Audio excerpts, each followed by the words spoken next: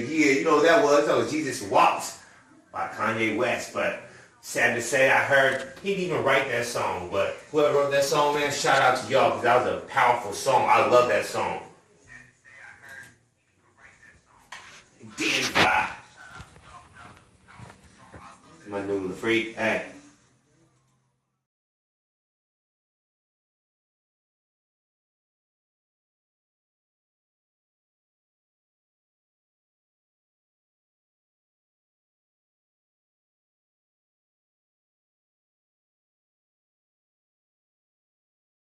Things going on today. It's 7:12 p.m. I want to thank everybody for tuning in. You on the All Effects Show, man. What's good? Hello, Stockton, California. Hope you enjoyed this beautiful day because I did for sure. It was awesome. I want to introduce my guest, man. How you doing, Mr. Keith Lee? Hey, all right. What's up, 209? What's up? Turn that mic toward you, yeah. All right, here we go. What's up, 209? 29% off top. Yeah, off top. So, how was your day today? Oh, yeah, it's fine. We made it up here. Me and my cousin, my cousin Jordan, we run a company, Golden State Films. Really, it's Golden State Studios, LLC, Golden State Films. But we're going to be venturing out to some more independent stuff, too. So we'll talk about the multimedia package stuff later on. Okay, yeah. So, were you, you're a filmmaker. Yeah. How many films have you done? Actually, this is my second independent movie right here. I've done two. My first one I did for a company called Black Market Records out of Sacramento. Legendary company had Brother Lynch, X-Rated, Chopper. Yeah, I remember that. Yeah, so I grew up to that. Brother Lynch on X-Rated, Black Market, whole thing. I grew up to all that. That was hot back then. Yeah, legendary. They like the number one, was the number one independent company that was going around, self-distributing, self-packaging and stuff. So they were around before like Master P and a lot of Make them say, Yeah, a lot of independent artists got their game from them. I mean, even E40 hollered at him a few times. Oh yeah, that's some real stuff. And look where E40's at now. Yeah, exactly. So would you just made films for Black Market or? Yeah, actually, I'm over the film department on Black Market right now. They're kind of like on a hiatus right now. I mean, because we did the first movie, Greedy, and what happened was we did it a few years back, and the whole timing and everything changed because when we put the movie out back then, there wasn't like no big internet hustle on the internet. Everything was more physical then. Yeah. So now it's like just now getting out there, putting on Amazon with the movie, and just really like trying to get it out there just now and stuff. Because back then, like I was saying, there wasn't no internet to try to get your stuff out there for the people. Yeah. A lot of things have changed since then. So like, did you just how long have you been doing movies? Okay, yeah, I've been doing this over 15 years now. I mean, I'm not new to this at all. I mean, I'm what you call a guerrilla filmmaker, underground filmmaker. I'm one of the ones that by any means necessary, make it for no budget, no money, get it done, get it in the can. Work with what you got, huh? Yeah, get in the can. Make something out of nothing. Man, I don't care if you're filming it and pushing it in a sharpening cart or whatever, just try to get the shot. Try to get your shot. Yeah. It was, I started like 15 years ago. What it was like anybody else, not anybody else, but I'm from Stockton too.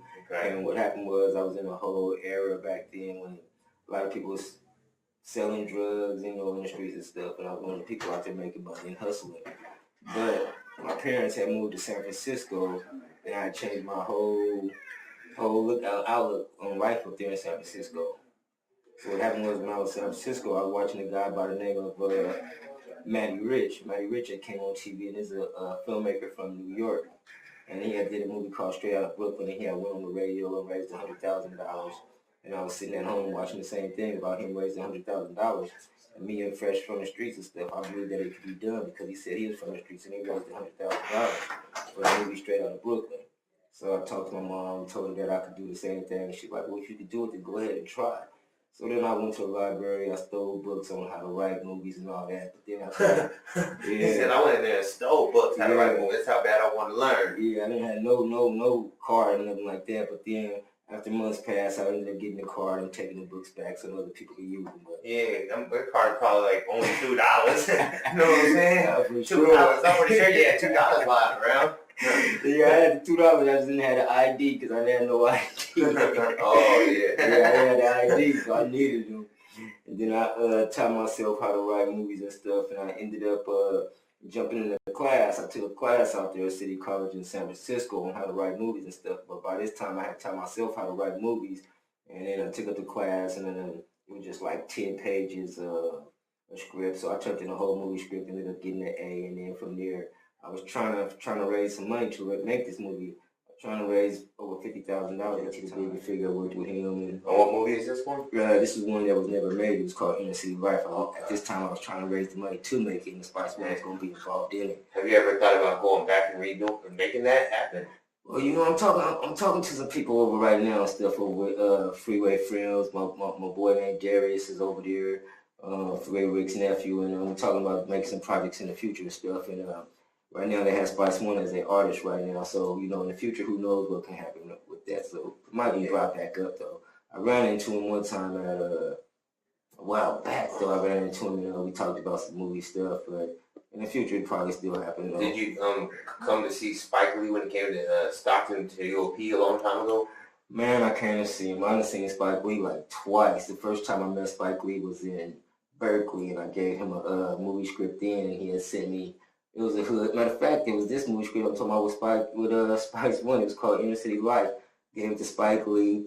He took it. They took it back to New York. They sent me back a letter telling me that they don't do street movies and stuff. But then that next year, they came out with a movie with Mekhi Phifer, and he was drinking Yoo-Hoo's, playing with a train and all that stuff. Ah, sheesh. Yeah, and then a few years later after that, me and JT the Biggest Figure, we were supposed to do some stuff with Spike Lee, because Spike Lee had did a movie at Hunter's Point. Yeah. About alcohol and some other stuff, and we were supposed to hook up with him, but he didn't show up to 3rd Street. I think it was a drive-by that day, because my movie Greedy, JT the Bigger Figure movie Beware of Those, and Spike Lee's movie Hunter's Point was supposed to play that day, but it didn't play though, because I think that night before, it was a drive-by, so he didn't show up the next day. Oh, man. Yeah, so that blew that one. But I did meet him down here at UOP again. Gave him the went there, gave him the same thing, and they'll send you back a letter. But yeah, the game changed now.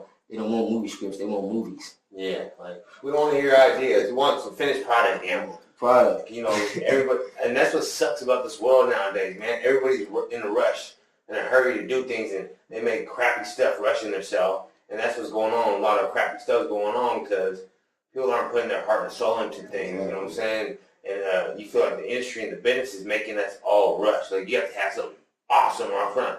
Like there's no like, hey, let me give this person a shot. You don't even know who you're denying. Man, exactly. There's no more giving shots anymore. You have to go out there and make it yourself. I mean, perfect example, it was years and years ago when Paul Rodriguez, what he did El Mariachi for $7,000 back in the day.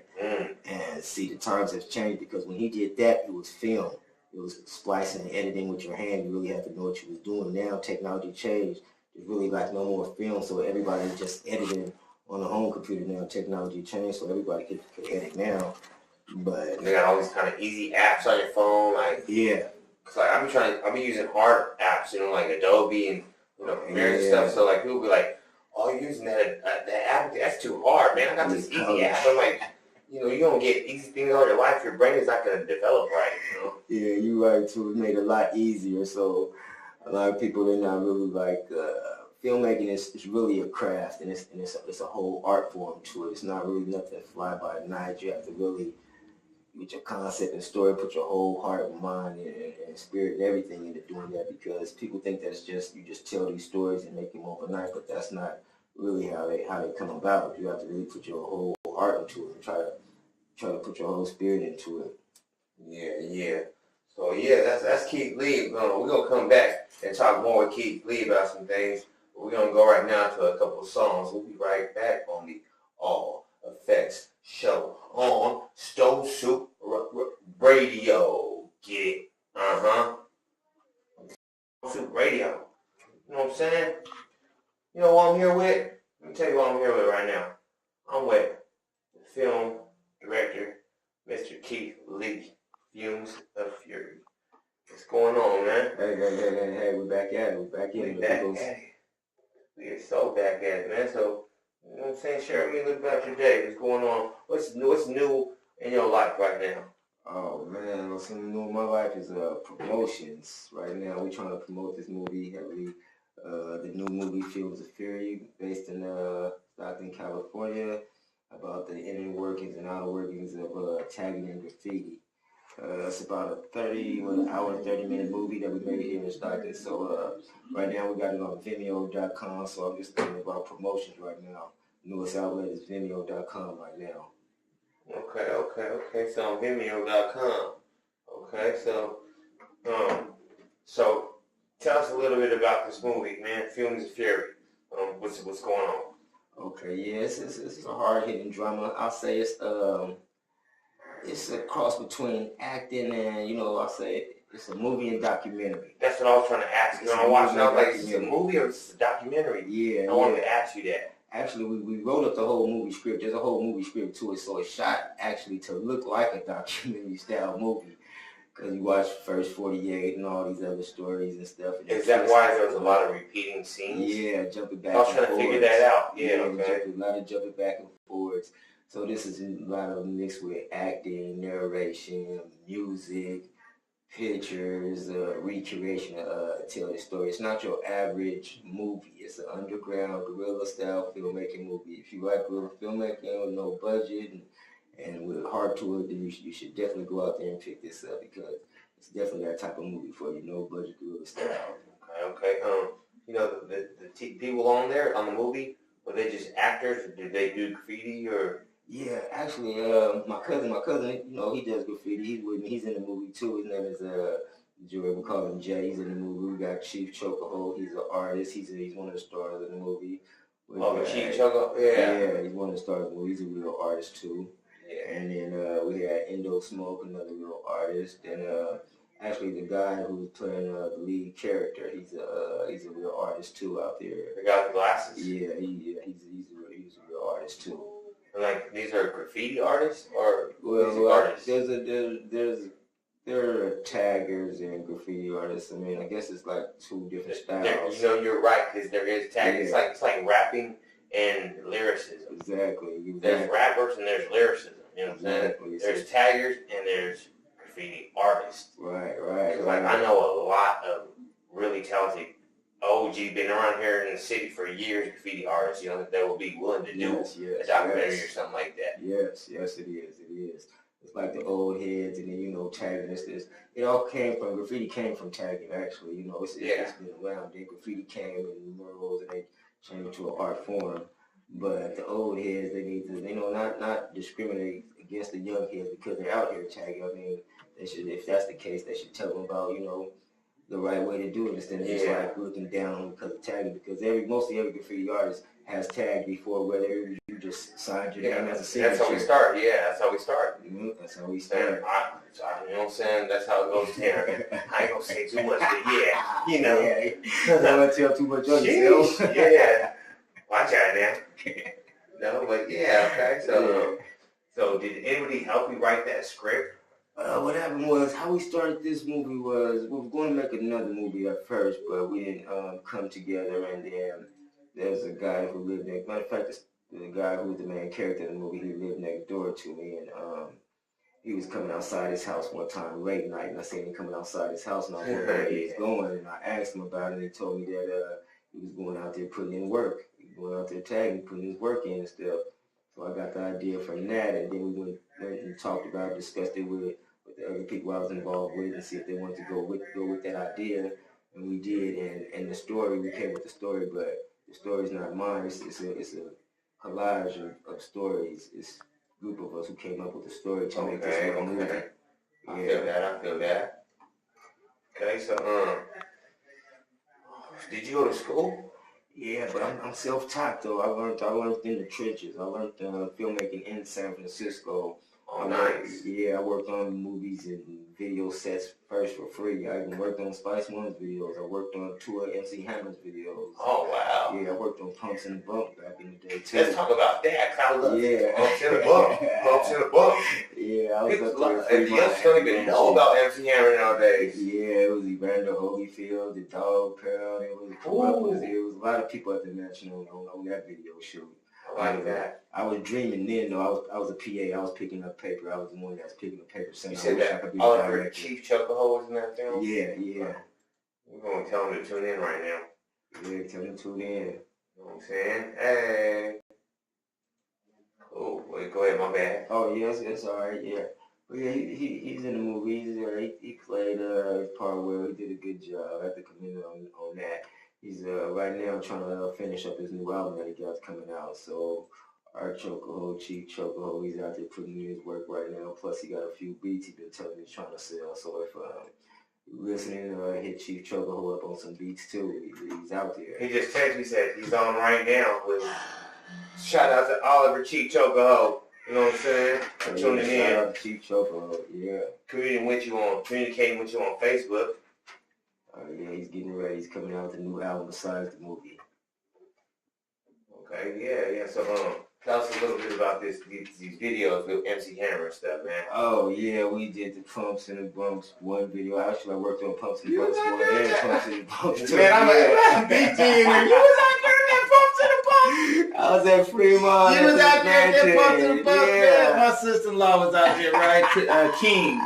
Felicia King. Give it up to the first lady, Felicia King. Felicia King. But why didn't somebody tell that boy to take them boots and them Skittles off? I didn't understand that when he came out with the title. I might have had to leave Pumps and the Bumps, man. Oh, man. I can't be out here. I didn't watch the video because of that. I'm like, what? I don't know why you come out with the shorts or something. You know, some Dickie shorts or something. The Skittles with the combat boots. Gemini, you know what I'm saying? Stanley, Gemini, you know, but come on, man. He went Andre 3000 on us and we didn't even know. Yeah, everybody up there.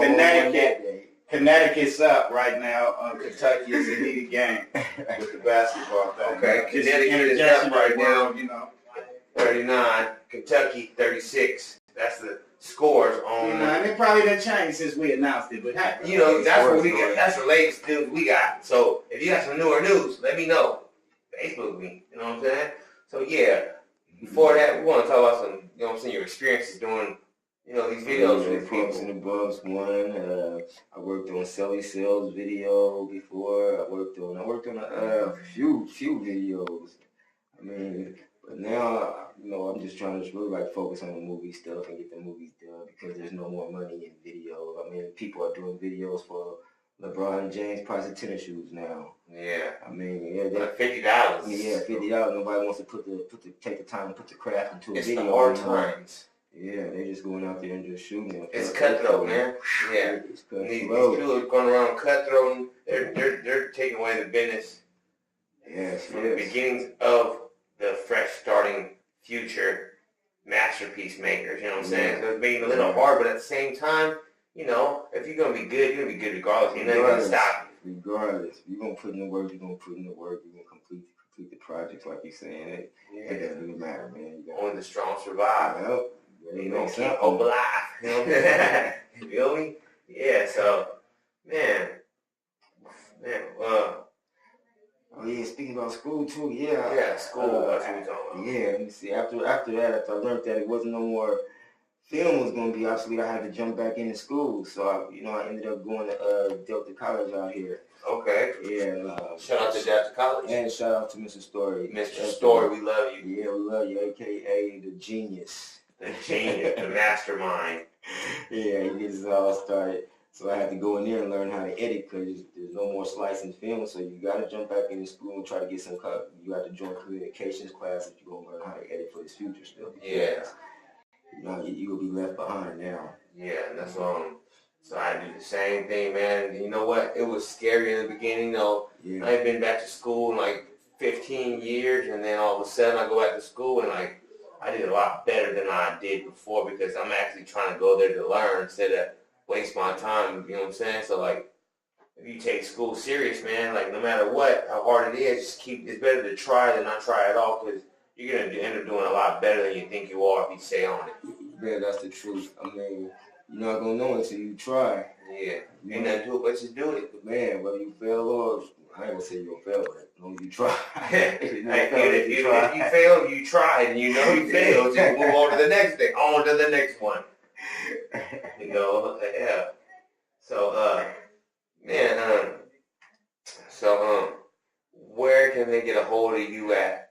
I want to talk to you. If you want to get a hold of us, you can go to Facebook.com/Golden State Films, Facebook.com/ Fumes of Fury.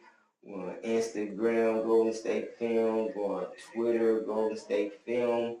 I mean, we out there. You can rent the movie for $3.99 on Distrify.com, IndieRain.com, Vimeo.com.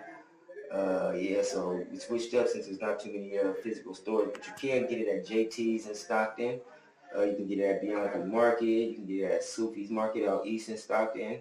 It's a couple more stores that you can get it out here in Stockton just for physicals, but right now, yeah, we're going with the new future stuff, and it's available online, so you can rent it online. You can go to our website, www.goldenstatefilms.com, and you can rent the movie on there, or you can have it sent for you, because we're trying to go with this new stuff and be able to people able to rent the movie now. So if you got a debit card, all major credit cards are accepted. Yeah.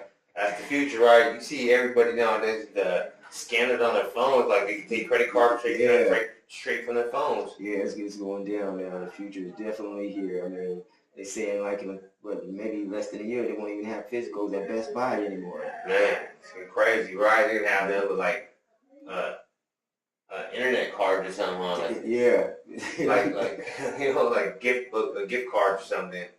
Here's the iTunes gift card. Yeah, there's gonna be something in the future. Definitely. Future's crazy, man.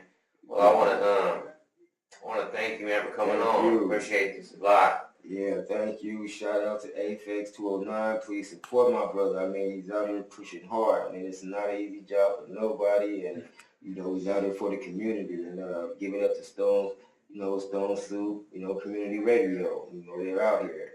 And one more time, give it up for Afex. Thank you, brother, for having us. I want to give it a great big shout out for my boy Keith Lee, Fumes of Fury director, man. Thank you for coming out here and sharing your story. And then, that's what I do. I bring the people out here so they can know who's in the community and who's doing what. So you don't gotta act like you don't know who's around you. We're trying to get everybody comfortable with each other, man. That's what community's all about. The unity is in community. That's what's up, too, for sure. Yeah. So we're going to go at some music, and I'll be back on the All Afex show, man. Let's do it. That's what's up.